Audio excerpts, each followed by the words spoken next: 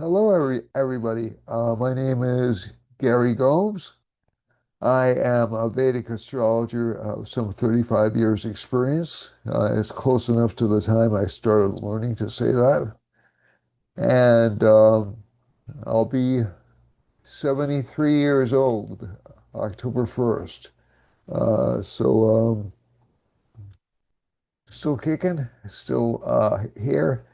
If anyone wants to learn astrology, Vedic astrology in particular, although I do know other forms, um, I can be reached at 508 525 0001. Again, that's 508 525 0001. If you have WhatsApp, you can reach me through that application. If you want to text me at that number, that's fine. I also do readings, and I may have some new guests on over the next few months. So I've met some interesting people lately, and I think I'd like to share them with you, and, and they can provide some valuable insights to you uh, in your lives. The other thing is, if you wish to contact me for email, um, I think the best way to contact me is Gary Gomes G. That's my name, Gary Gomes G. Oh boy, this transcription is not working right. My name, then the letter G at gmail.com. So, and it's all run together. Gary Gomes G at gmail.com. So basically, I want to talk this week. I want to focus on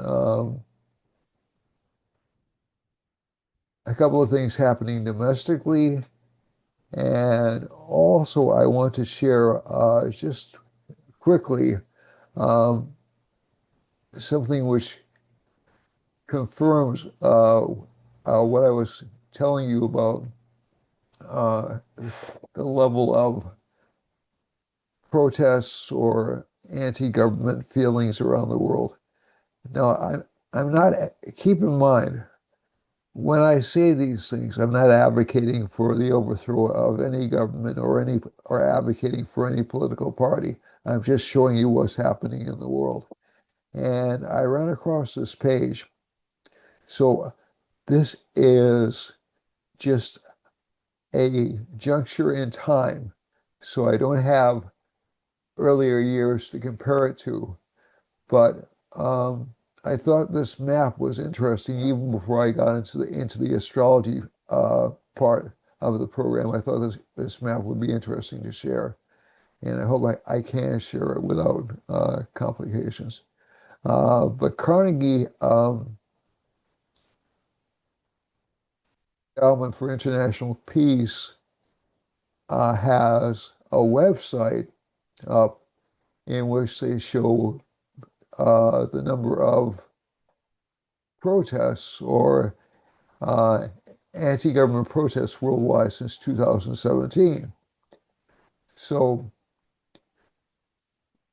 but I think significantly over here is in the last 12 months, over 159 significant anti-government protests have erupted worldwide. In the last 12 months, more than 71 countries have experienced significant protests. Um, and I have to look up the date on this to make sure it's current. Um, and this isn't really that particularly recent because the spotlight is on something that happened in August. But the spotlight was about Indonesians erupted in protest in late August over parliamentarians' salaries. Currently, there are 30 active protests, and in the last 12 months, more than 27 significant protests have occurred in countries that are not free. So if you go over to this map down here, if you see this map down here, this is the yellow dots represent the anti-government protests. So we have some in Canada, it looks like, the United States, Cuba, Dominican Republic, Mexico, it looks like Mexico City, all through Central America, Venezuela, Colombia, Ecuador, Peru, Bolivia, Paraguay, Uruguay, Chile, and Brazil, and also Suriname, which is one of the Guianas, one of the three Guianas. I think that's the Dutch one.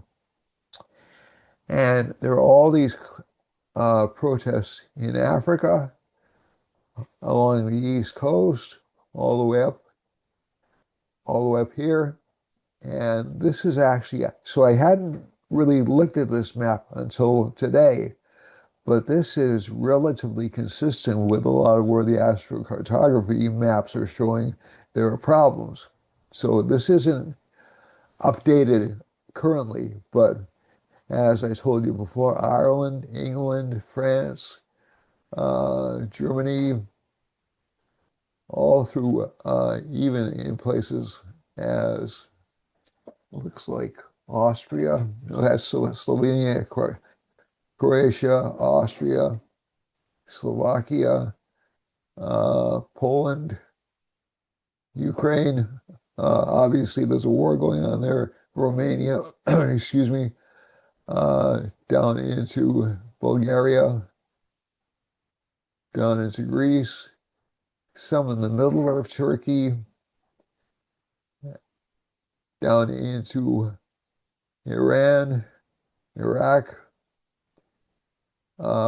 Afghanistan, Pakistan, Kazakhstan, India, Nepal, as I reported to you last week, essentially just threw their government out, or a few weeks ago, just threw their government out. They were actually chasing down ministers in the streets. Thailand, Cambodia.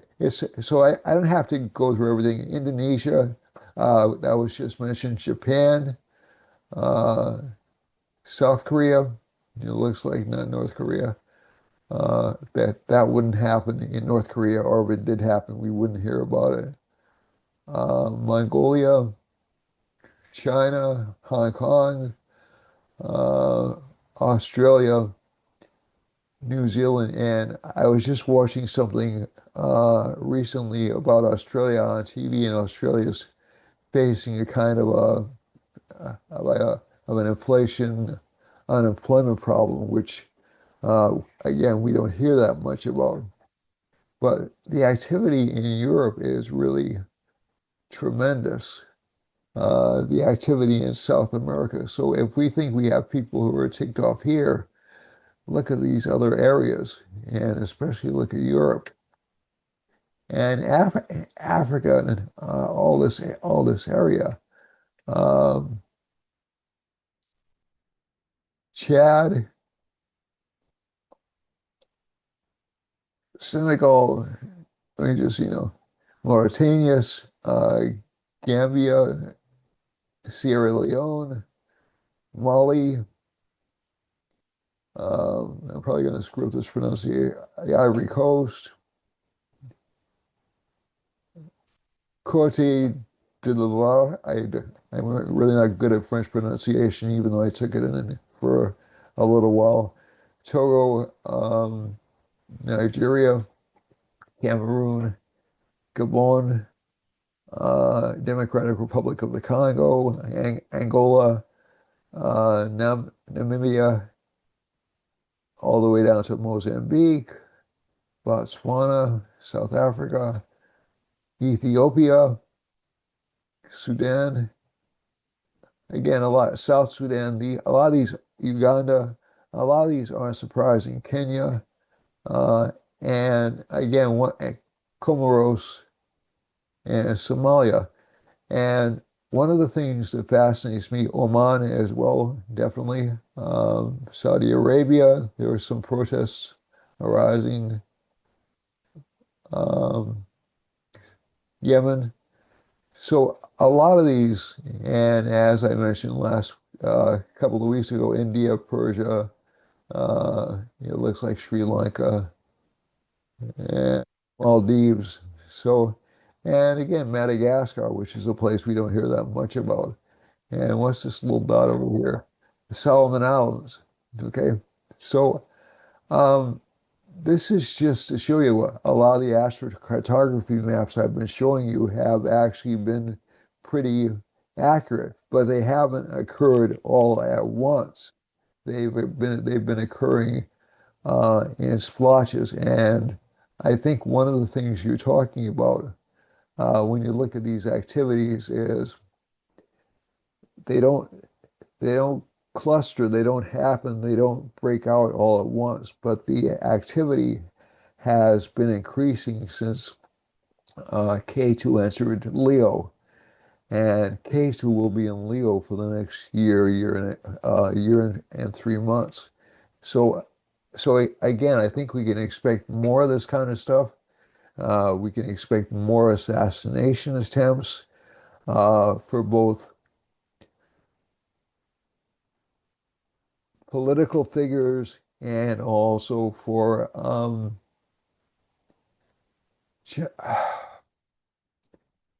there was something that that struck me uh, when I was watching a video earlier this week, and sadly, when you have a political shooting occur, um, or any kind of a shooting, to be honest with you, they don't. Um, it isn't just one shooting. They usually come in clusters. Okay, so we've seen this with a lot of the violence. There have been additional shootings over the past week, couple of weeks since the Charlie Kirk uh, shooting. And the other thing I just want to mention just briefly about the Charlie Kirk shooting is now um, there's an added political overtone being added to that discussion uh, because uh, because people are researching the shooting like they researched uh, the Kennedy assassination and other assassinations. And I think one of the things that happens is when you look more closely at any kind of assassination, it's not as cut and dried as it first appears. So I have no idea if there's a foreign government um, involved in this assassination. That's what some of the allegations are coming out right now. Uh, I've seen a few of those speculations come out, um, and a lot of them are attached to Israel. Okay, so I might as well say that because that's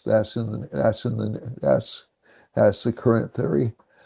And there are some interesting things.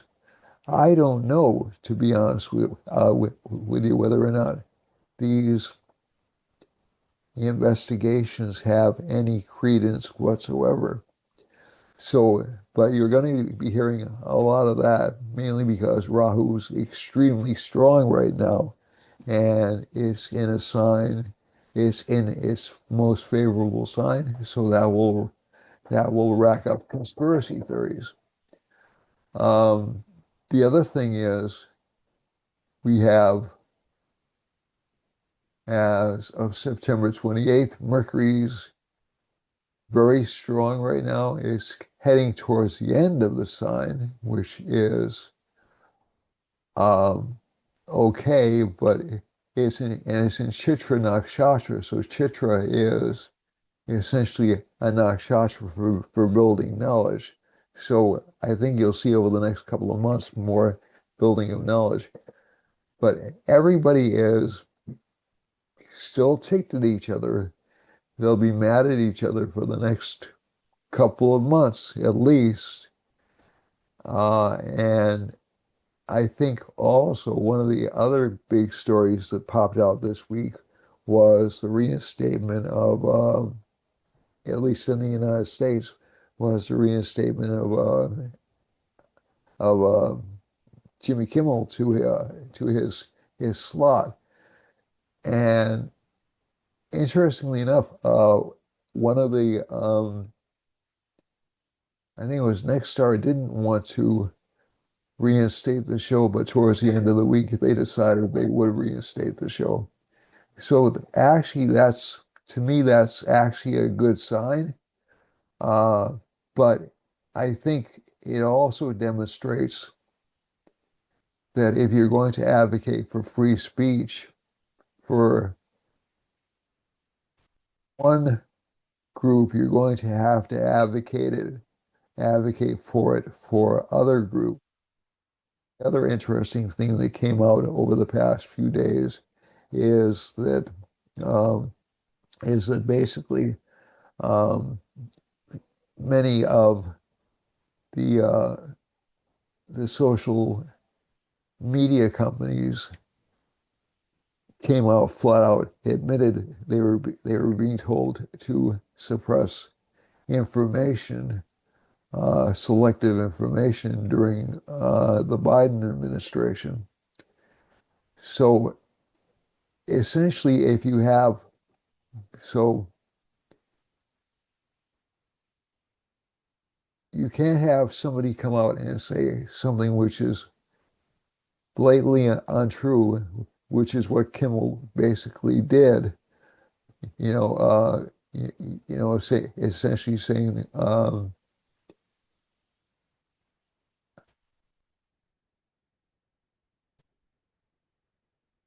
saying the guy who was accused of the assassination was belonged to a certain group when there was no real evidence that he did, and leaping to his defense when he was shot, when he was taken off the air, and other people saying things that people thought were lies, but being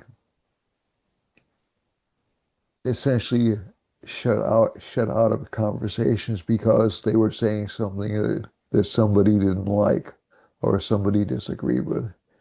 So this is not a new phenomenon with this administration.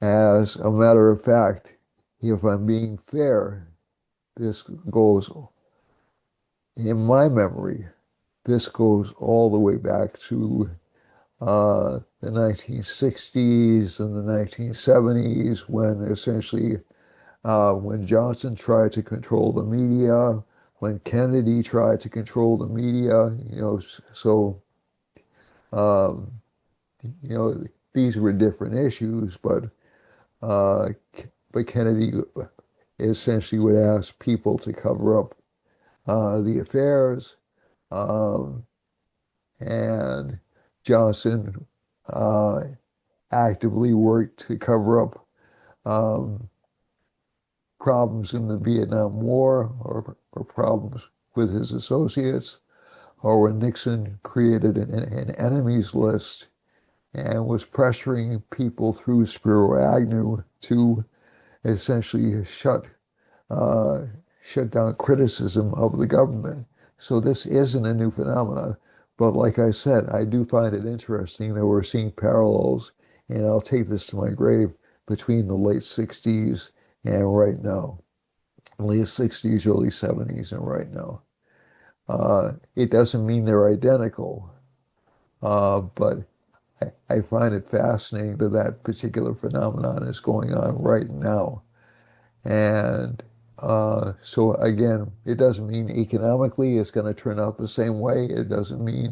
Uh, it doesn't mean that there's going to be another terrorist attack. But again, the copycat nature of crimes is you can actually trace it back to the series of hijackings that occurred on planes in the late 1960s and 1970s.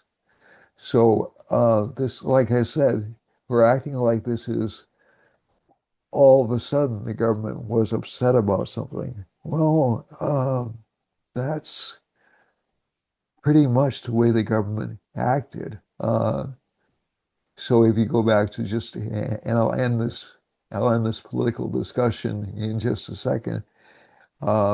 If you go back to late 1960s, um, the United States press had access to the Vietnam War. You know, there were field correspondents actually on the ground in Vietnam, and they were allowed pretty free access.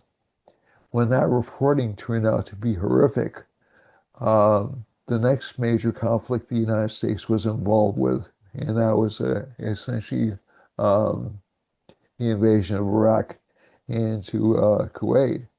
Um, the the military would not allow ground access um, to um, to reporters while while that conflict was ongoing. So I think that to say that this is a new phenomenon is kind of naive. It's not really um, honest. I, I, I mean, I can remember the Oliver North hearings. I can remember the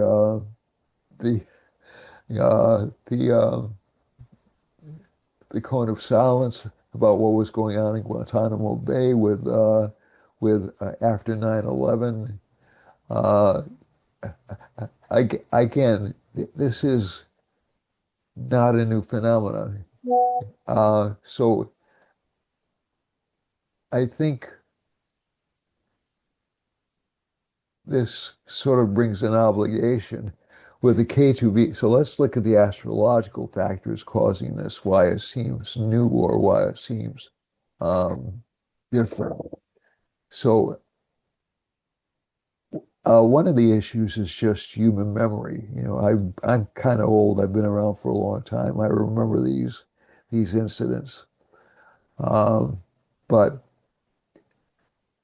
And I'm not even talking about the Comey investigation, although the K2 Venus conjunction is really so. Like I said, what happens when you have K2 Venus conjunctions or any nodal involvement with a planet like Venus or Jupiter? The truth comes out about certain things. And so I'm not necessarily saying that any of the people accused actually engaged in any wrongdoing, but there will be an attempt to uncover the truth or to investigate the truth. So that K2 is a disruptive element, and whenever you see K2 with Venus, it can, number one, cause relationship problems. That's one thing it'll cause. But number two, and unexpected turns in relationships. And it's, let's say if a relationship has been going bad, it'll tend to break up a relationship. But the other part of it is also, at least in terms of things like governments or politics or things like that, or even in legal cases, it'll rip away the mask of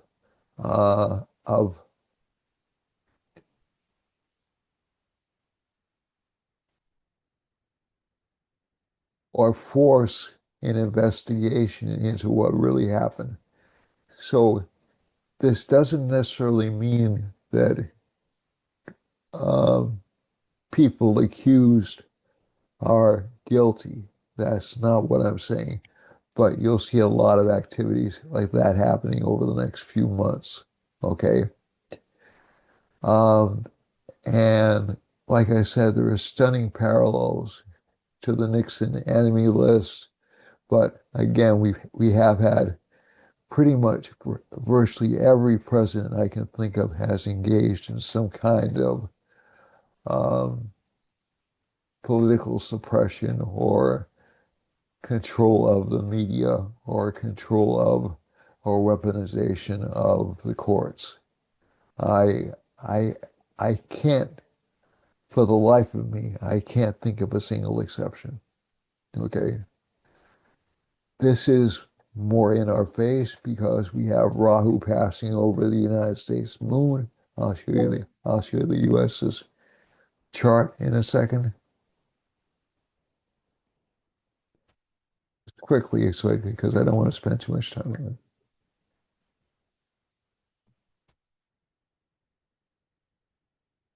Yeah, I misspelled the US. How could I do that? Well, um, chart is it? Let's see. Maybe I spelled it out. Maybe I didn't. Yeah, I spelled it out. Wow. I wasn't that lazy this time. United States chart. Okay. Okay. So one of the things that's happening with the United States is that Rahu over here at 23 degrees 57 minutes is in the same sign as the moon. And one thing I've noticed about Rahu transits, and I'll talk about this in a lecture, an upcoming lecture I'm giving, is that Rahu or Ketu tends to color a sign as soon as it enters it. So what does that mean in plain English? Well, as soon as Rahu enters a sign, panic, especially if it's the moon is one of the planets in question, panic tends to overcome that particular sign. And I think this is one of the things we're seeing right now. We're seeing a lot of panic, a lot of anger. Mars isn't aspecting the moon yet, but it will be within about a month's time. So that'll generate, I think, more violence, more political violence. It doesn't mean we won't have any violence at all over the next couple of months, but certainly after Mars enters Scorpio, that's quite likely. The other thing is we have Saturn. It's the end of a 7.5 year period of Saturn. Um, Saturn's going to change direction around November 24th, November 25th, and it'll go direct. So a lot of things that have been delayed, excuse me, so it's just kind of peeking in. No, I think it was November 31st. My apologies. Oops, I can't get that date in. Oh, yeah, there is no November 31st. It's November 30th. So Saturn turns direct between the 25th and the 30th. So I expect a lot of slowdowns, a lot of stubbornness, a lot of basically intransigence in trying to search out the truth. So you're going to get a lot of allegations going back and forth. The other thing is, um, this has also been a particularly tough time for allopathic medicine. Venus rules allopathic medicine or pharmaceuticals in particular, because Venus is a planet connected with purification, getting component parts. So holistic medicine uses the whole plant, uses the whole thing. Venus is more about trying to break that down and get it to the refined essence of the chemical that produces the cure uh, or eases the pain. And so we've had a lot of discussion about things like Tylenol over the past week. This is also a function of the Venus K2 conjunction. I'm just describing it astrologically. I'm not taking sides, but um, but so it'll be interesting to see how this works its way out um, in the long scheme of things. We'll also have Jupiter entering Cancer within a few short weeks. The thing that makes this interesting for me is because when Jupiter enters Cancer, I've noticed the United States tends to get super nationalistic. So if I were going to claim any kind of war activity, it would be within the next month. And this might be a slight war activity, like something connected with Venezuela. And that's what I think it's going to limit itself to be honest with you. I don't think it's going to be a global conflict. So, so, so essentially, at least from this, Jupiter's getting very close to Cancer. It's getting very close to saying this is the right way to do things. And like I said, I've noticed repeatedly, Jupiter in Cancer is supposed to be a good thing in Indian astrology. Um, when Jupiter was in Cancer, that was when the United States invaded Iraq. Um, now, the thing of it is, that particular Jupiter was afflicted during that transit. So it isn't um, necessarily a given that the United States will attack another country or will engage in a military conflict, but the potential is very strong. A lot of my fellow astrologers I've been looking at with some dismay, and they're saying, well, things are going to blow up pretty soon. It's going to be a catastrophic event for X, Y, and Z person. And these things, number one, Jupiter is going to be extraordinarily weak over the next few months. It's in Cancer. So it's going to be in what we would call a bit a state of old age. Okay. So its potential to really um, build up nationalistic tendencies will only exist for a few months. But you'll also see this affecting other parts of the world, like you'll see it affecting England, uh, Europe, China, Japan, Australia, pretty much everywhere.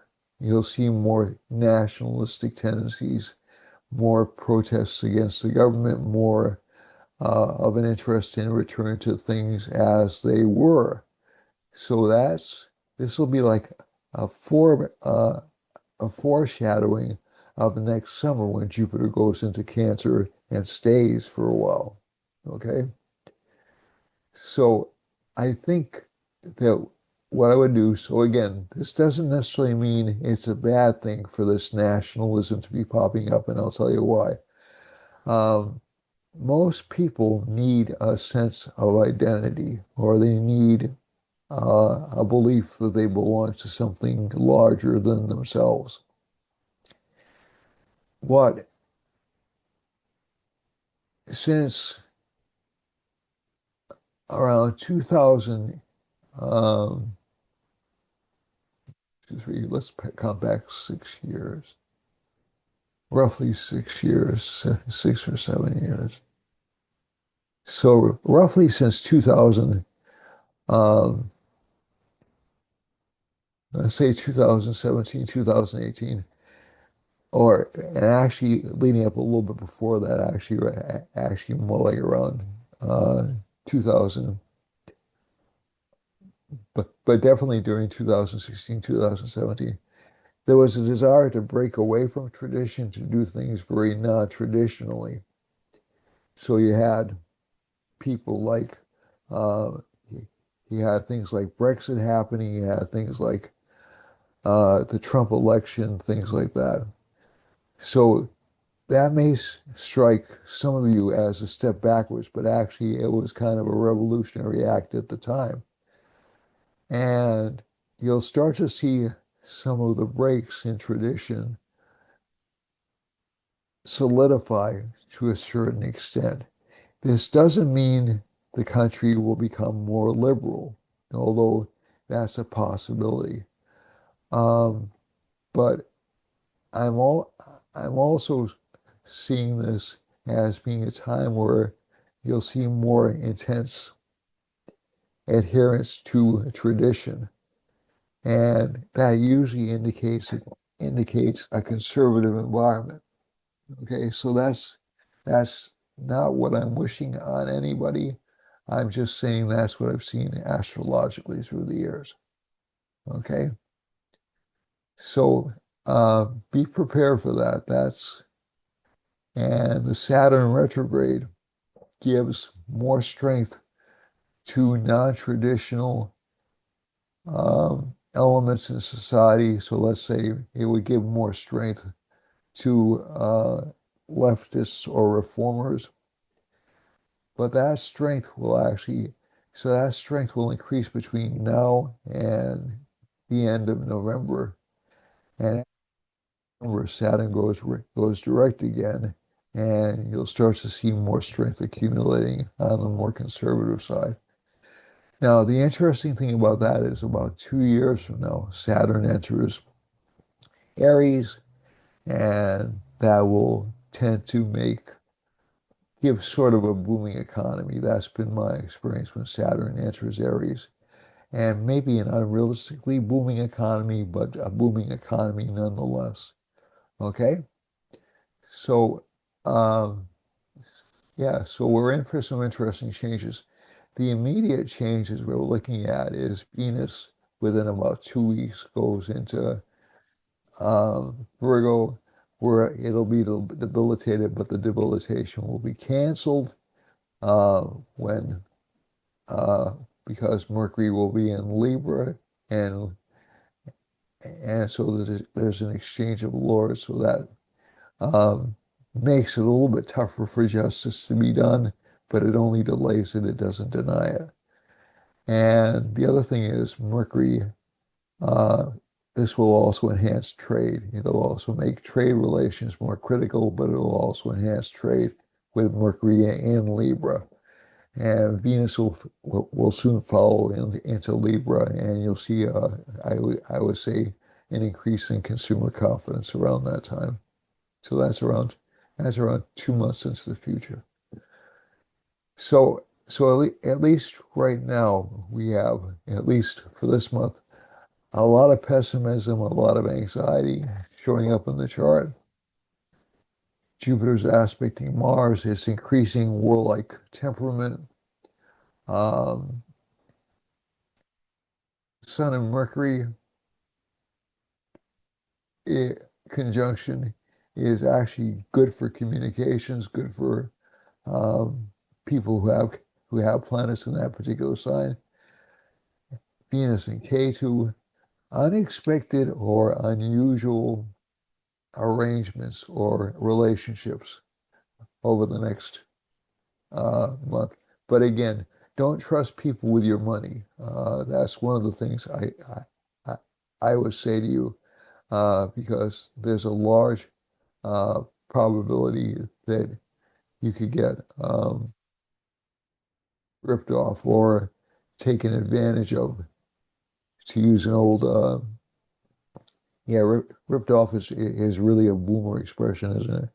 But you can get ripped off by people or get defrauded by people. It's very, very easy to happen from this combination.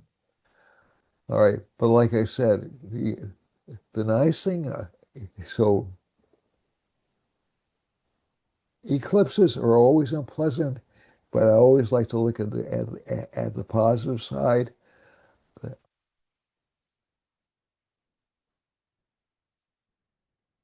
They reveal strategies, they reveal the truth, they expose things.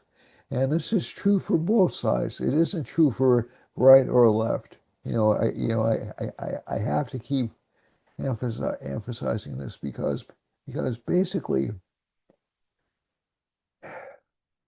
and again, I'm not really that cynical about politics, but it's important to know the way that politics work, and that is that one side may be more in tune with your particular interests, another side may be in tune with another group's particular interests, but there's never, you're never getting the whole truth from either side because it's not how they can set um, people up to vote for them, number one. Number two, it's not really the way you gain and hold on to power. Um, it's rare that you meet a politician who's willing to tell you the whole truth about an incident, okay, about an incident or an occurrence. It's not unheard of, but again, it's a game of who holds power, right? So politics is supposed to be a representative government, but it's really parties are large institutions. Institutions exist to perpetuate themselves. Sometimes for noble reasons. I'm not saying that their motives aren't good, but but they will engage in activity which is less than honest in order to keep you on their side. And I think that I don't see this polarization going away for at all for about 4 years. I'm just hoping that people can calm down and start talking with each other and can um, reasonable conversations with each other. But that may be an unrealistic expectation at this particular point in time. So I don't think we're going to see that happening really until uh, at least the K2 transit of Cancer, okay, for a variety of reasons. So let's go over to what's happening with you as, so that's my capsule presentation of, like the big news stories, what's causing them. So uh, so law enforcement is in the 12th house in this chart. So it's investigation into a lot of behind the scenes stuff. Jupiter's in the 8th house. Um, a lot of conspiracy theories popping up from both sides, if I'm honest. And everybody just for God's sake, take a few steps back. Don't use every opportunity to say, well, you're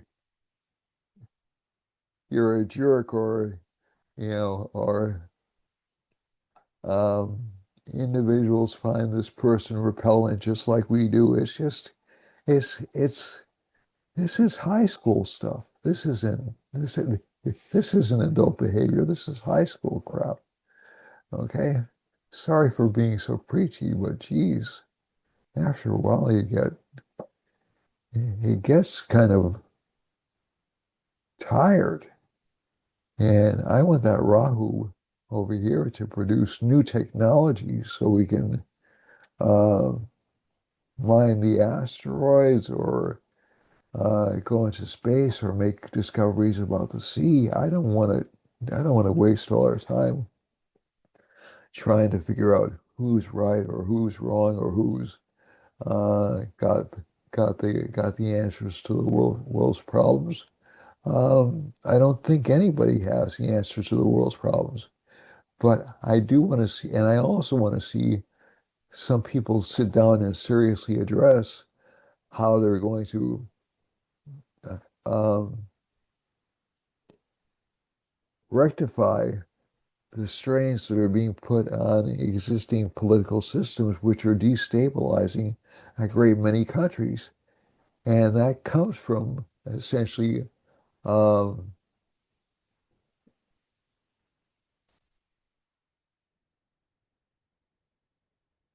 a, a too loose policy leading to a too tight policy. So you have this kind of like a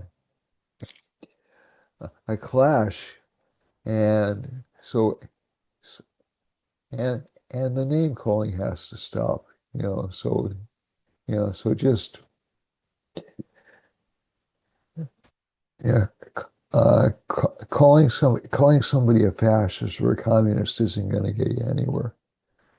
All right, so that's just me being preachy. I apologize. So let's get back to the actual chart and what it means to you, the viewer, in terms of your actual signs. So, but again, expect this disruption to continue nationally. I'm not seeing any real strong indications of a crash, of any kind of an economic crash anytime soon. But a lot of the markets are just still in suspense because they know which way interest rates are finally heading down, but they all the tariff issues haven't been resolved yet, and so they're still kind of in uh, a bunker state. Things like artificial intelligence, which is like a really strong growth sector in the economy, and cryptocurrency, which I just basically don't trust. I'm just going to give you my bias. Cryptocurrency are like big investment opportunities. And I could be completely wrong about cryptocurrency. I know that.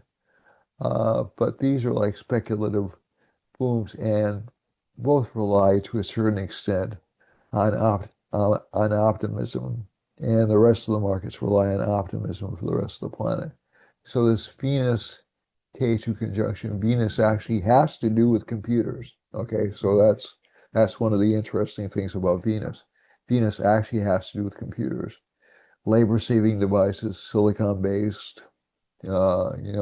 It's mathematics. Venus rules mathematics. A lot of people don't know that. Mercury is calculations, but Venus is essentially core mathematics. And so this Venus K2 conjunction has put a stop to a lot of speculation, or has it's amped up some unrealistic expectations about AI and cryptocurrency, but it's also starting to sober people out, and that sobriety will come really, I think, within about 2 weeks. But you'll also get a clearer and more realistic direction of where those particular assets are going, I think, because of Venus being debilitated. So at least from this chart. So let's go back to your personal lives. I know I promised that 5 minutes ago, but I just had that thought and I didn't want to lose it. Uh, okay, so for Aries, this is April 15th to May 15th, as we know in the Vedic chart. And also I do charts. I don't know if I mentioned that earlier, but I do charts. So if you want to contact me for a chart, you're more than welcome to. I can discuss what works for you. And if you don't like me or you don't like my personal approach, I can refer you to a slew of other astrologers who can do a Vedic chart for you. Okay? All right. So Aries, so let's go back to Aries. Aries has its Lord in the seventh house. So this will make the sign more sexually active than normal. But it'll also cause relationship problems with the wife. It'll also cause the sign to make what I would call bad relationship decisions because Mars will be in the seventh house. That's what's called Mars affliction. So you'll be attracted to somebody and there'll be a strong um, magnetic attraction, but it really won't last. So I would stay out of relationships for Aries. I would stay out of new relationships at least for the next 3 to 4 months. Okay. After that time, it's safer than it is right now. The second house Lord Venus is in the fifth house, so this can give some problems to children in the family. You know, some involvement with drugs or intoxicants is, or maybe just strange or erratic behavior. Some strain on finances for this particular sign. Jupiter's in the third house, so that's a really good placement for Jupiter, at least in this chart. So it will give some financial gains through travel. But the sign may be a little bit less uh, prone to take risks than it normally would. Uh, Jupiter, sorry, I almost spit when I said risks, but I'm trying to make sure I'm pronouncing everything exactly as it should be pronounced. Um, Sun and Mercury are in the sixth house. That's not actually a bad placement. It gives you courage and intelligence to fight back against enemies. The Lord of Cancer is the moon, that's in the fourth house, so it can give some sadness about um, children or relationships. Um, the other thing, or family matters, excuse me. Um, so the rest of the chart is pretty vacant until we go to the moon is in the eighth house. So again, there may be some hidden family secrets with this combination. Rahu's in the 11th house, so it's some good potential for financial gains. But I think basically, I don't know if you would see my picture. I apologize, but I think basically, for this particular chart, uh, it can indicate some family subterfuge or people hiding things from you, especially mom. Rahu is in the 11th house, so some good financial gains, and Saturn's in the 12th house. Again, a lot of expenses connected with friends and with um, hidden expenses. Taurus, May 15th to June 15th. Um, we have Uranus in the first house. I never pay attention to that, although a lot of people who have that Taurus sun sign are going to say, well, my life's been screwed up. How do you explain that? And I explain that by Venus and Ketu in the fourth house. So it can give unpredictable emotions, shifts or sudden swift shifts in relationships, sudden changes in priorities, those kinds of things. Jupiter's in the second house. So there's a certain amount of optimism about relationship life. I haven't spoken about this particular Upagraha before, or I'm sorry, Arada before, but this is connected with relationships. So there will be plenty of relationship opportunities. But again, your judgment isn't good this week. Maybe towards the middle of the week, I would propose that you investigate relationship opportunities. And keep in mind, relationships may cause problems at work or with people who rely on you for services. So again, probably a good idea for the sign to stay out of new relationship patterns for another couple of months, the same as Aries, because most of the planets connected with a relationship in this chart are under some kind of affliction or some kind of damage. Okay?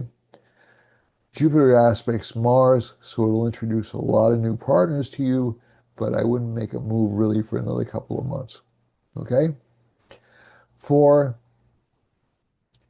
So Venus and Ketu in the fourth house, again, some strife with relationship partners. Sun and Mercury in the fifth house. Children are smart, but a little bit um, overly ambitious. You'll probably have to watch out for them in terms of like taking out too much.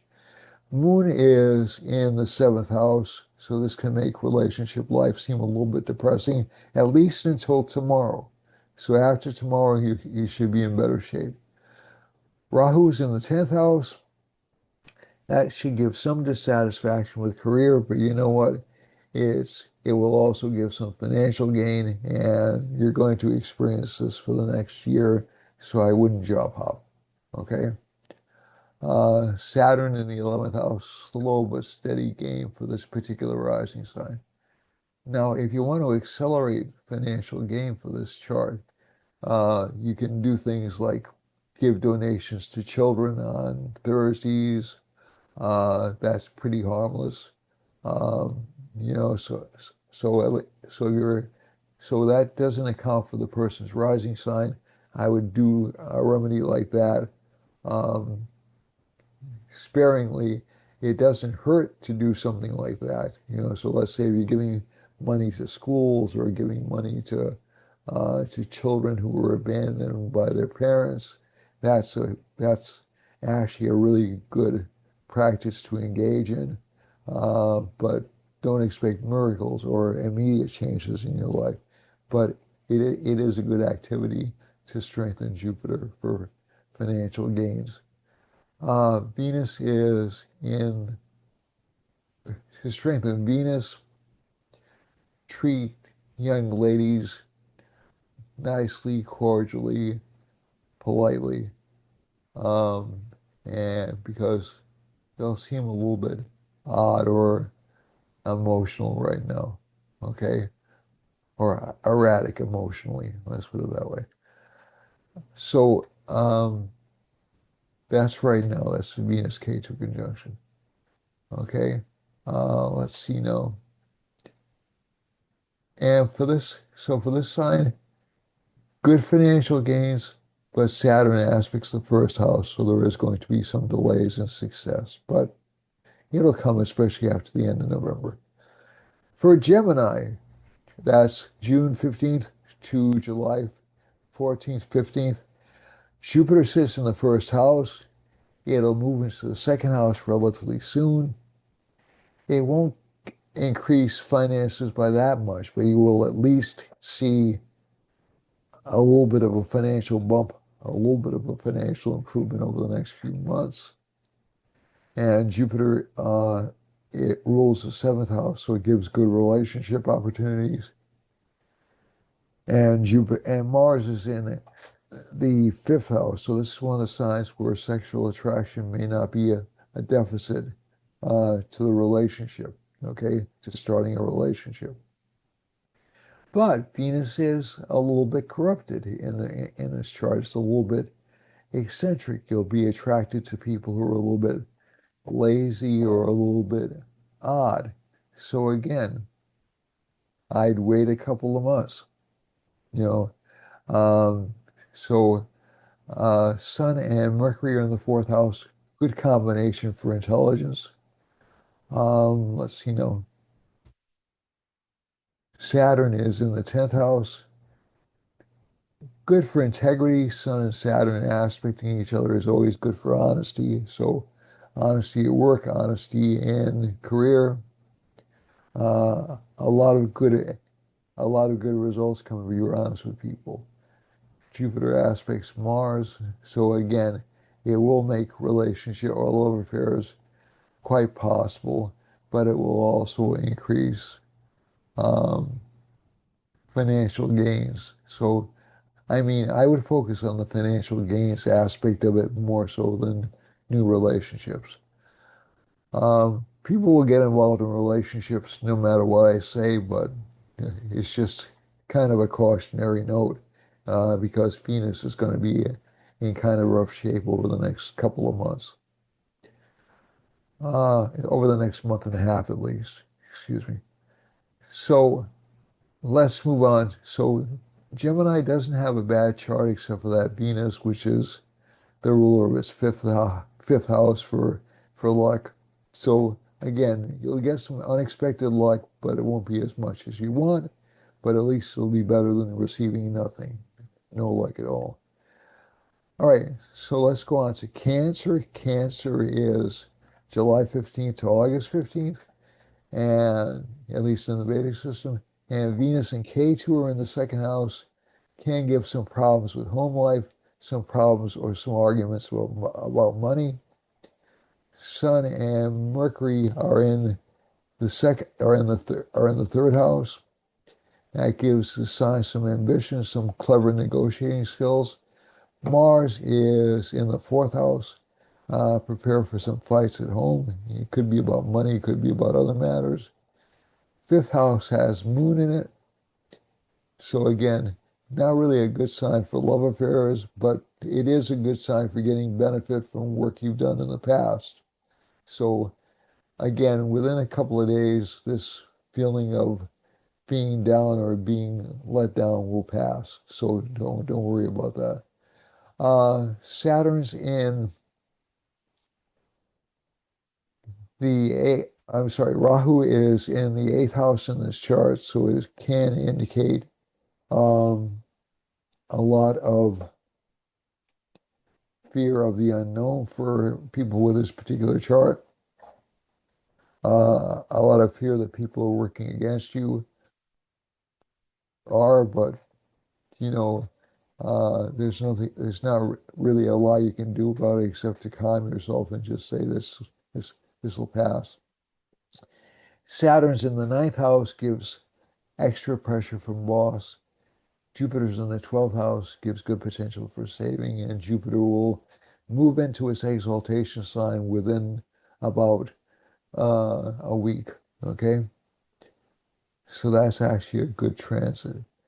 A week to 2 weeks, excuse me. I'm probably being a little bit optimistic there. Venus in K2. So let's move on to Leo. So not a bad week for this particular chart, but again, fights are indicated at home, and relationships probably not a good time to start a relationship.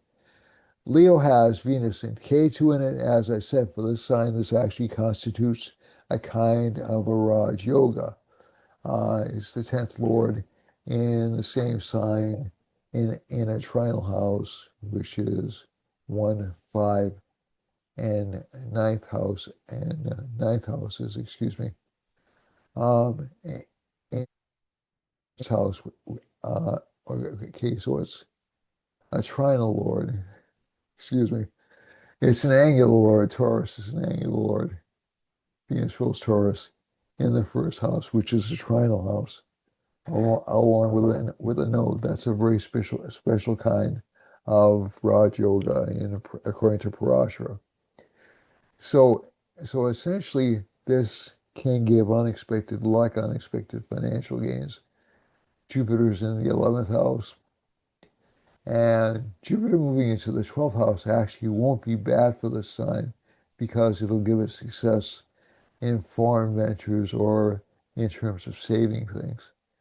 Mercury's in the second house, so actually it's a good time for the sign to speak, not speak rashly. If if there's anything that we've seen recently, is that going public with your intent is a really bad idea. Okay, so I won't name the person, but going public with your intent is not really uh, it gives ammunition to the other side. So just keep that in mind. When you have big plans, don't tell anybody. This is kind of a new age sentiment, uh, but basically, it's always better to expose what you've done after you've done it. Okay, it's never a good idea to expose what you are doing before you have done it. Okay, so I don't know if any of you have seen the film Watchmen, but um, the character tells one of the characters tells everybody else that that this is going to happen, and when they say, "Well, we'll stop you," he said, "You can't. I've already done it." He'd already undertaken the action that he was telling them about, so it was too late to stop him. So I think if you have any grandiose plans, shut up, institute the plans. Don't tell anybody what you're going to do. Okay, it's really I don't know. So again, this is a Venus K2 bad strategy, I would say. So it's revealing, but it reveals what happens maybe before it should be known. But essentially, Mercury in the second house, very good placement for telling the truth, very good placement for, and Mercury's not really close to combustion. So there's a phenomenon in Indian astrology called combustion, and Mercury's always close to the sun. So combustion for Sun and Mercury, for Sun, Mercury, and Venus is not as serious a matter as it is for other planets because they're not almost always combust, but they're combust uh, quite a lot of the time. So Mercury's almost out of combustion range according to the classical texts, but to my mind, it's already out of classical range, or it's already out of combustion. So Mercury will give the sign good ability to move forward and actually succeed in plans. Mars is in the third house. Well, I didn't speak about the government shutdown, but uh, I think it'll take a miracle for them to avoid that. Let's move on. Um, will that have any deleterious effects? Yeah, but they won't last that long. They'll last for about 2 weeks. Okay. So let's get back to Leo again. Sorry, Leos. Mercury um, is about to enter signs. We'll have the Mercury Mars line combination again popping up. Um, Mercury, but Mercury in this particular house is good for accumulating money. It's good for speech. Mars gives aggressive presentation or aggressive action for this sign. Moon will be in the fourth house, so there's little bit of anxiety connected with that lunar placement. Rahu's in the seventh house, so you'll have allies or business partners who are a little bit worried about you, but uh, basically it's a lucky year for this sign. Saturn's in the eighth house, so you will have people who've done things very bureaucratically for a long time oppose you or call into question your intelligence. Uh, Jupiter's in the 11th house. That usually grants wishes. And I think that basically Jupiter going between these signs will actually be beneficial for Leo. But over the next week, just be careful what you reveal to people. Don't reveal things too early on. And I know it's tempting because K2's in the first house, and you're saying, "What can harm me?"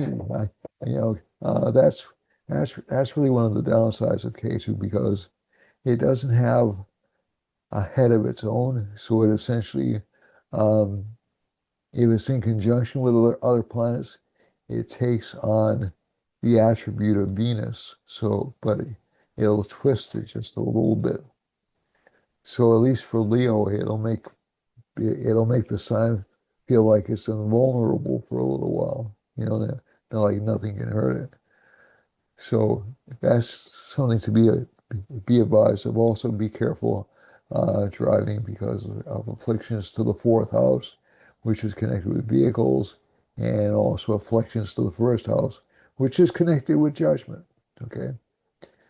For Virgo, Virgo has no has Sun and Mercury in the first house. That's what's called a Bhadra Yoga. It's a great personality combination for Mercury. Mercury is aspected by Saturn, so that's why the speech got revealed. So Saturn makes us do stupid things. And Saturn aspecting the Sun forces us to tell the truth. Okay, so that's actually one of the interesting things about that particular combination. But it also twists it and it also makes the truth seem cruel or mean. Okay, so this Sun Mercury combination, aspected by Saturn, will create what I would call some verbal gaps. You'll be able to talk your way out of it, but not really right away. Mars is in the second house, can give aggressive speech. So Leo was August 15th to September 15th, and Virgo is September 15th to October 15th. So we have a Virgo sun sign right now. And this Mercury combination, along with the 12th house Lord, gives the sign some confidence in what it's telling is true, but it also has these financial barriers because Sun rules the 12th house of loss. Mars is in the second house, can make the person aggressive in speech. Moon is in the third house, can make the person's presentation a little bit suspect. And when I say presentation, people can look at the motives and say that doesn't seem right. Saturn's in the seventh house. Relationship partners will want control or will want um, more um, more steadiness in life. Uh, Jupiter is in the 10th house, so that will give this sign some good luck and also some possible financial gains over the next couple of weeks. So Virgo is not in bad shape. Again, new relationships, yeah, avoid them. The same holds true for Libra, October 15th through November 15th. Mars is in the first house. That's again Mars affliction. And Mars affliction is very common, by the way. About 40% of charts have it in one form or another. So it's fairly common. Mars affliction is present for Libra rising. It will make you more, it will tend to make you gravitate towards a more um, sexually stimulating uh, person. And Moon is in the second house. So this is actually, there'll be a lot of talk about career or career goals this week and a lot of drive to make them come true by tomorrow. Rahu is in um, the fifth house. That's good for creative endeavors. As a matter of fact, it'll make extremely innovative career and creative endeavors, and also it'll give an interest in politics and political life, maybe with a small p as opposed to running for office. Saturn is, and also more emphasis on entertainment. Saturn is in the sixth house. Not a bad placement. With hard work, this sign can succeed very easily. Jupiter's in the ninth, soon to be in the 10th, and Venus and Ketu in the 11th. Career opportunities, learning opportunities, career opportunities, and some financial gains from unexpected sources are expected for Libra. Sun and Mercury are in the 12th house, good for spiritual advancement, good for spiritual initiation. Any kind of spiritual activity is beneficial for Libra, and there will be some financial gains because of that spiritual activity as well. For Scorpio, Moon is in Scorpio, so everybody freaks out. Oh no, Moon's in Scorpio. That's horrible, isn't it? Well, it is kind of bad, but it's at its worst when it's in 40 degrees of the sign. Okay? Right now, it's in a nakshatra called Jayashta, which is considered to be one of the oldest and smartest nakshatras. So essentially, your judgment is actually pretty good. And as a matter of fact, I've noticed that planets, when they're in their weakest state, after they reach that degree of weakness, and I've heard this relayed by other Vedic astrologers, they get a bit of a bump upward um, because they're dreading the passage of the moon into its weakest possible state, so the mind will get depressed or feel forlorn. Now, this transit over here to Jayeshta it allows us to calculate and think things through. However, the next couple of days of the week for Scorpio And for most of us, really won't be that happy because Moon will be aspected fully by Saturn and by Jupiter. So Jupiter aspect isn't bad. Saturn aspect is a little bit destructive. Okay?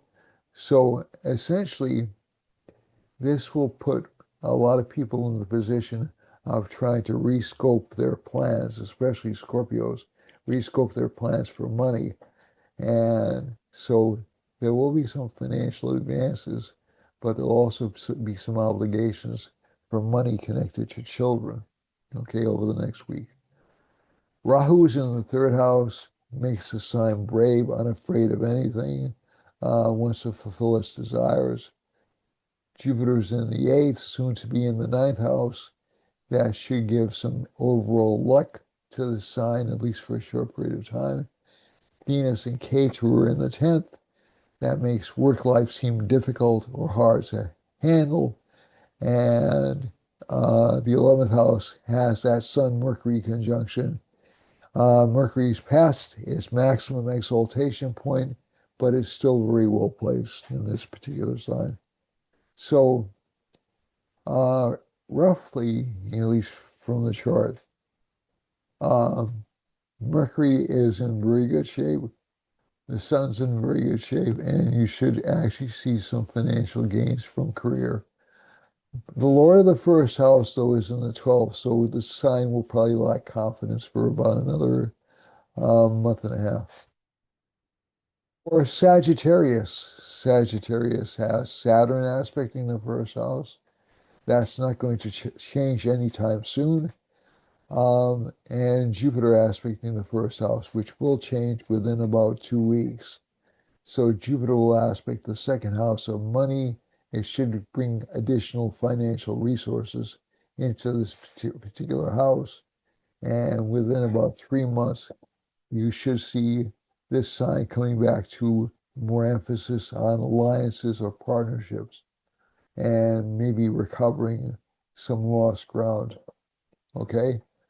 Saturn in the fourth house from rising or moon tends to indicate a rebuilding of the person's foundation in life. So that will be going on for the next couple of years for this planet or for this sign, but it's been particularly intense over the past 3 months because, or the past 4 months, excuse me, because Saturn's been retrograde. Um, After that, you'll start to see more of a fulfillment of destiny, especially after late November. Okay, so for those of you with this particular rising sign, don't be overly pessimistic. It's easy because Saturn's aspecting your rising sign, but it's just Saturn doing its job of making you work harder. Um, Jupiter's in the seventh house, soon to be in the eighth house. Unexpected returns from investments or from previous activities. Venus and Ketu are in the ninth house. Some difficulty with romantic life or love life. Mars is in the 11th house, and Sun and Mercury are in the 10th house. So that can give some financial gains and maybe some new uh, friends among or new romantic interests from among friends. Moon is in the 12th house. It's not necessarily a bad placement. The moon is what's called the eighth house lord. So this feeling of being imprisoned will probably um, leave within about a day or so. But you'll still feel obstructed because Saturn will be aspecting your moon for at least a few days this week. Okay, so just prepare yourself for that. But after that, you should be in much better shape. Um, for Capricorn, Capricorn has Gulika in the first house, which is sort of like a negative Saturn influence. So it's a little bit pessimistic right now. Saturn is in the third house, a little bit disappointed with money, but Jupiter's in the sixth, about to enter the seventh. You should see financial growth occurring for the sign. Unexpected or unusual investments. So investments have probably not been giving you the same return you would normally expect because Venus is a very important planet for the sign. and it's locked in the eighth house. It can't really generate um, good revenue for you. But after Venus moves out of K2's sphere of influence and moves um, into Virgo, you'll see some small improvement uh, in terms of luck.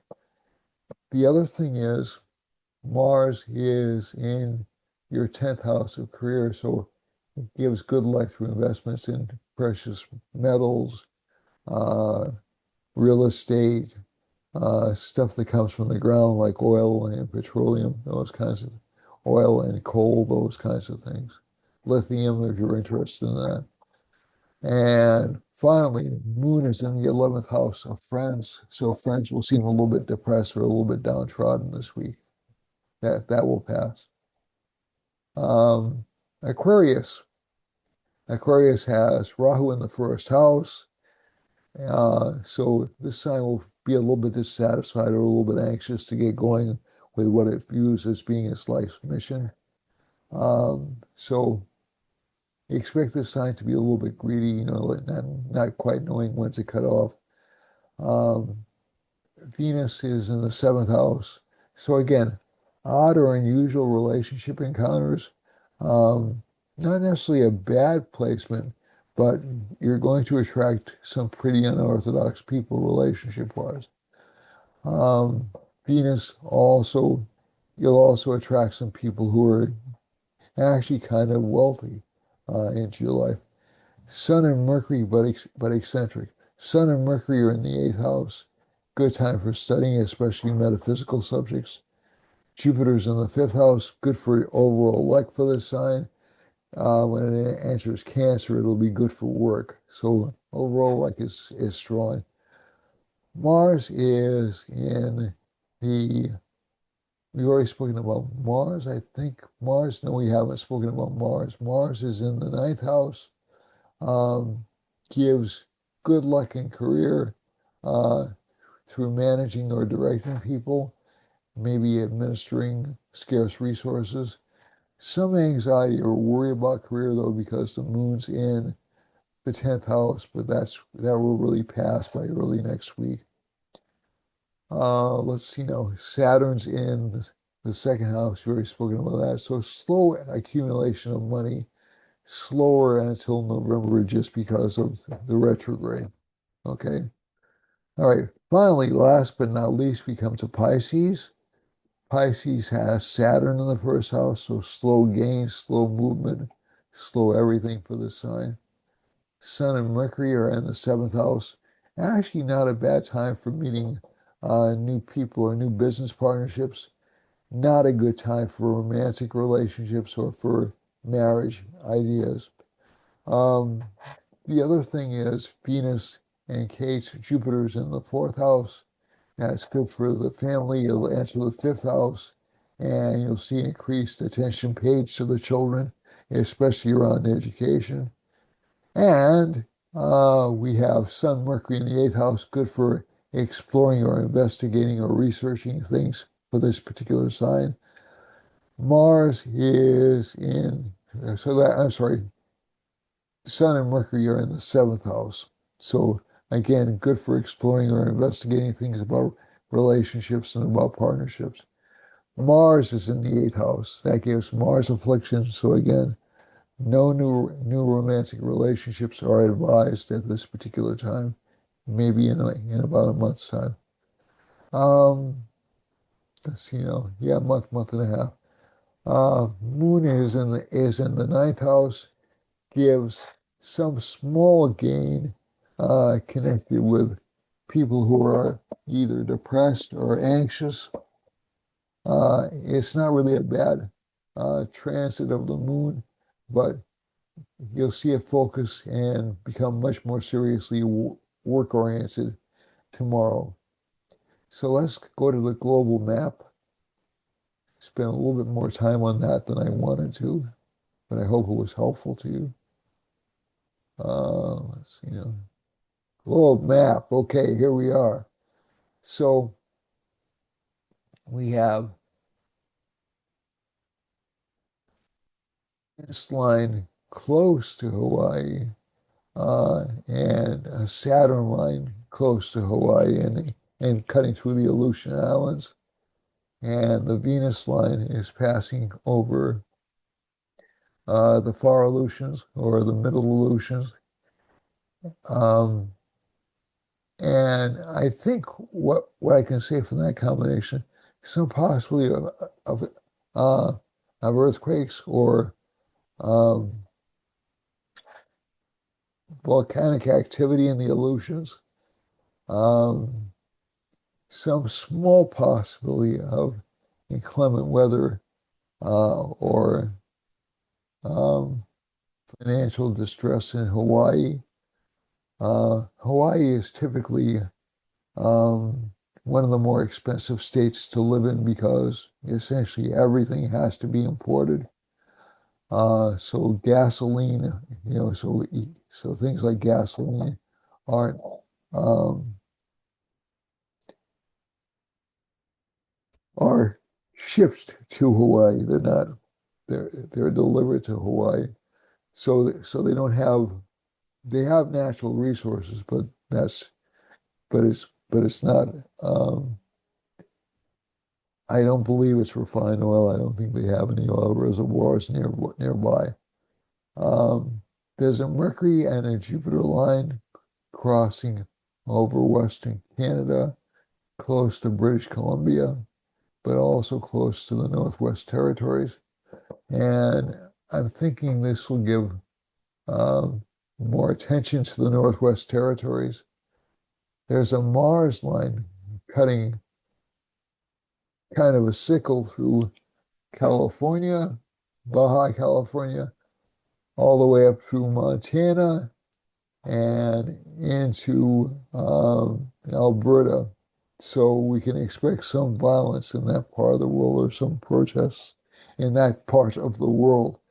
Um, we have Venus running through Michigan, Ohio, and down through um, Kentucky, Tennessee, North Carolina, South Carolina, Panhandle, I'm sorry, Georgia, Panhandle, Florida, and close to Nicaragua and Guatemala, at least from this map. And that some disturbances in legal matters, so legal problems coming to elected officials or appointed officials. We also have a Rahu line passing right over Washington, D.C., and close to, I know that's not, yeah, close to Toronto. So, and somewhat close to Ottawa. So we can expect to see some really drawn out arguments and some scandal coming out of both places. Also out of North Carolina, Cuba, Venezuela, Peru, and Ecuador, and perhaps Chile. Um, the other thing I can say from this map is we have a Saturn line running through um, Canada, also running through Puerto Rico. So uh, I know they have a new government down there, or a recently installed government. It's been in for a few months now, obviously, but they have a new governor down there, and this does indicate some shifts or some potential shifts in that administration. The other thing is we have a moon line running over that, so maybe people who had engaged in dishonest acts are being eliminated.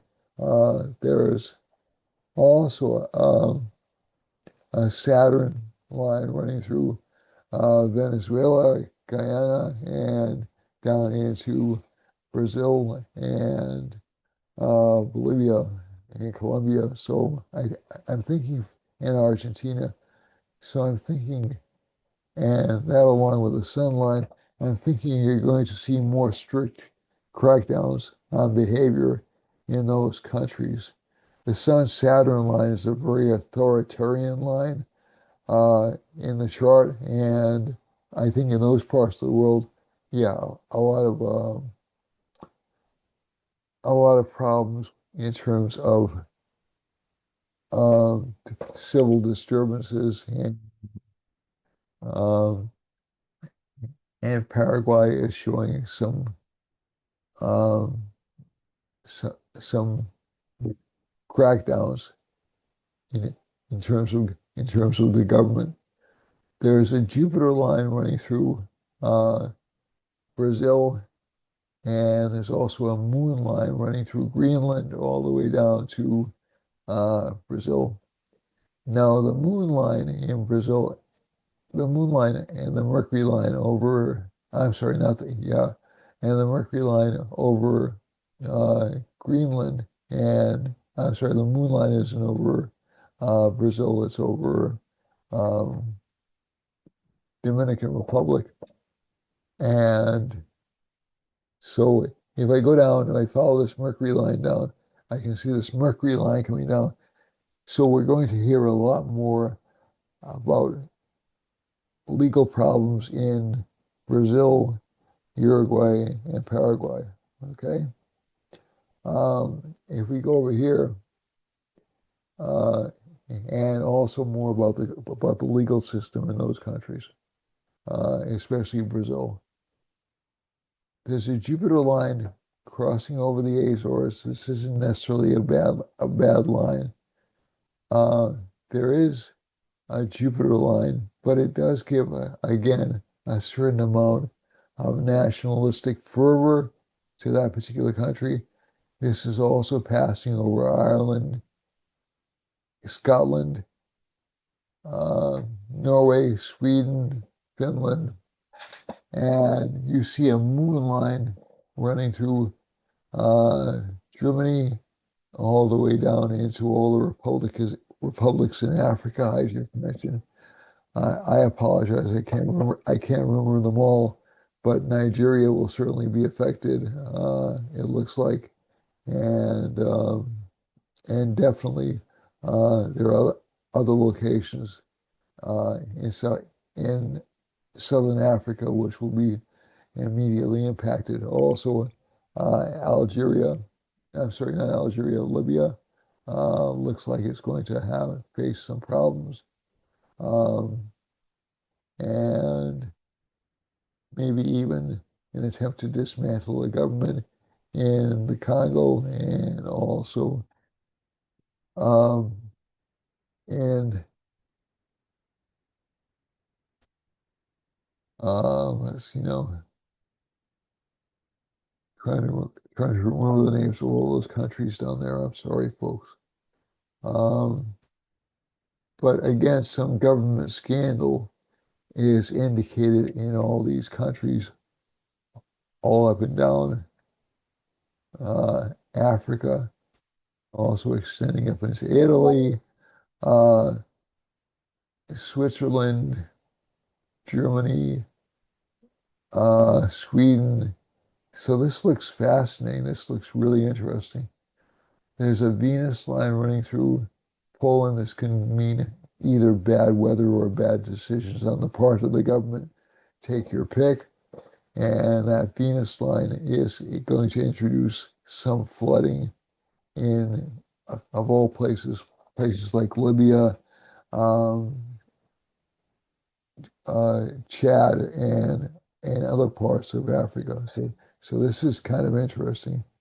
So you'll see some flooding in, I was I would say in this, or some torrential rainfalls in this general part of the world. So this would be most of Eastern Europe. And also, we have a sun line. I want to see what this other line is, so hold on.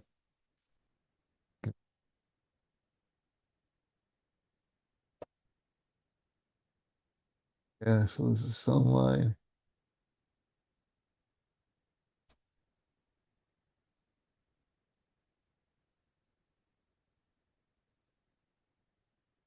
a Saturn line. So we can expect some more uh, authoritarian government action happening in these regions right here. Um, Also in Egypt and Saudi Arabia, down to Sudan and South Sudan. Okay. As a matter of fact, Mozambique as well. So not a happy month for citizens. Um, there's there is a beacon of hope though, because the Sun Mercury conjunction is also connected with that, so it can actually give a good reckoning of the government in those regions. There's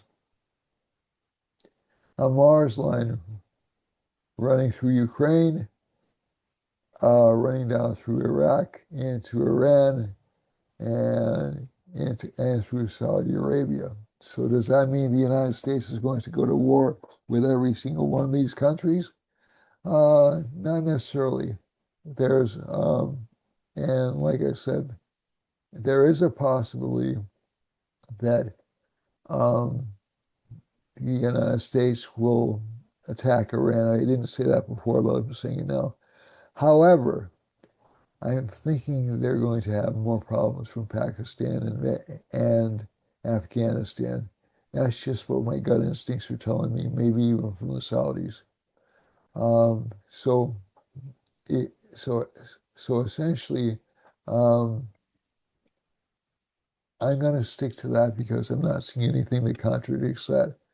There is some anxiety about governance in China, down through Myanmar, Thailand, Laos, and Indonesia. Indonesia definitely has some problems, and there's a Venus and Rahu line, so there's some scandal connected with Indonesia, but also in Cambodia and Thailand and even Vietnam and China. Um, there's a Saturn line running through China down into Indonesia and Borneo.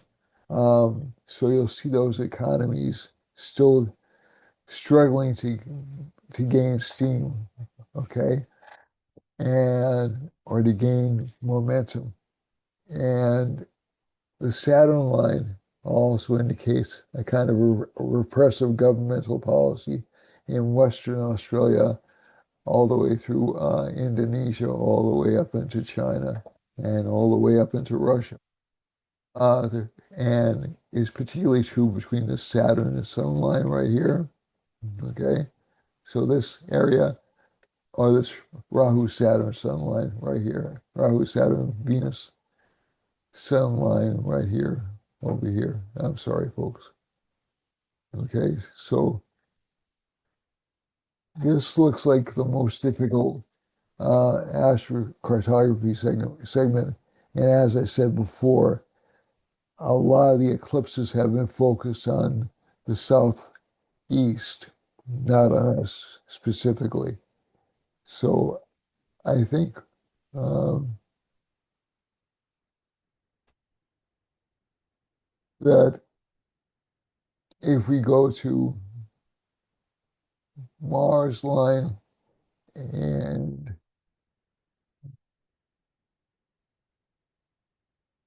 in Australia, you'll see the potential for um, violence or riots, actually, even in Eastern Australia, which is fascinating. But you'll hear a lot more about Australia this month, that I can guarantee it. That I can guarantee. Jupiter's approaching Zealand. It's not Zealand. It's not that New Zealand. It's not there yet. But they have several. Oh, so I think that's about it for me for this week. Um, and I hope you all have a benevolent week, a great week. We're very close to 1,000 subscribers if we're not there yet. You know, like extraordinarily close. So please take a moment to subscribe, like, and share the channel with your friends. Please send me comments about anything you'd like me to cover. If you'd like me to try to get a guest on, I'd be happy to do that. You can even propose yourself if you wish to. If you have a particular skill you'd like to share with the people watching. Okay? So that's it for me for this week. You can put a fork in me, I'm done. And I love you all. I thank you so much for watching. You're all extremely important to me. And I wish you all the luck and all the blessings in the world.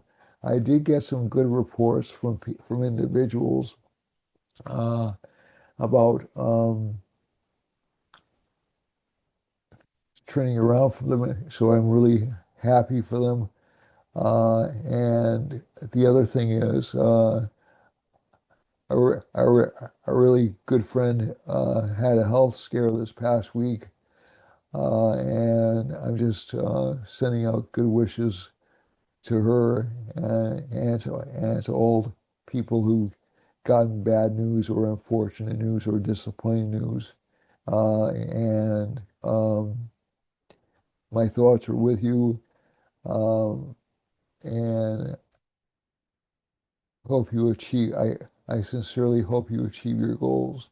My th For what it's worth, my thoughts are with you, and I appreciate each and I love each and every one of you.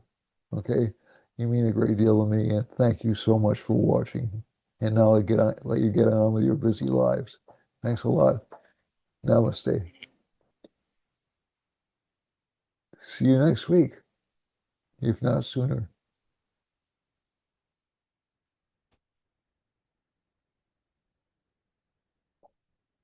Bye, everyone. Trying to get it to the mouse to behave.